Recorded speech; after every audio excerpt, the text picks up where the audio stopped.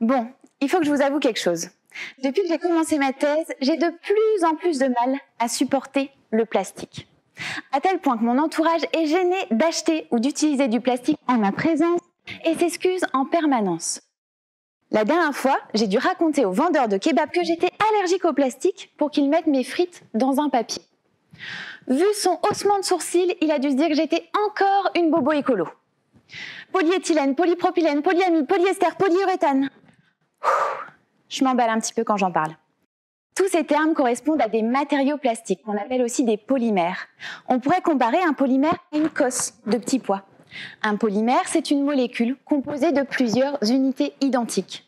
Chaque petit pois contenu à l'intérieur de cette cosse correspond à une unité. D'ailleurs, pour cuisiner vos petits pois, peut-être que vous aimez ajouter de l'huile ou de sel pour les rendre plus savoureux. Eh bien, les polymères, c'est un peu pareil. On peut les cuisiner et ajouter différents additifs pour les rendre plus souples, élastiques, résistants, mais aussi plus toxiques pour les organismes. Une fois dans votre bouche, votre puissante mâchoire va fragmenter ces petits pois et votre salive va commencer à les digérer. Le plastique dans la nature subit quasiment le même traitement. L'action du soleil, les vagues ou encore l'activité des micro-organismes vont fragmenter le plastique en plus petites particules, les fameux microplastiques.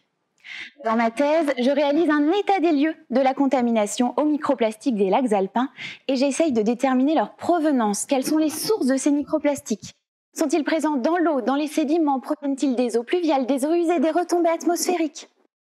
Pour répondre à ces questions, je me transforme parfois en capitaine de navire ou parfois en conductrice de 4x4 pour rejoindre mes 3 sites d'études qui sont les lacs du Bourget, d'Annecy et du Merlet supérieur dans le parc national de la Vanoise.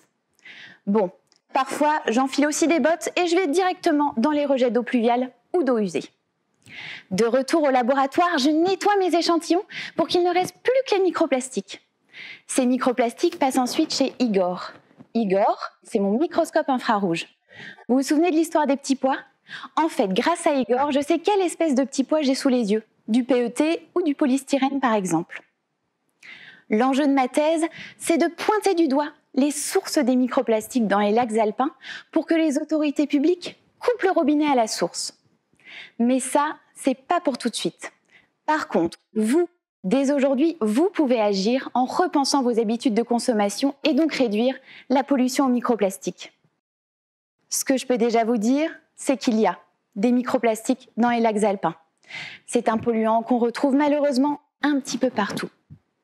Et probablement même dans votre assiette de petits pois.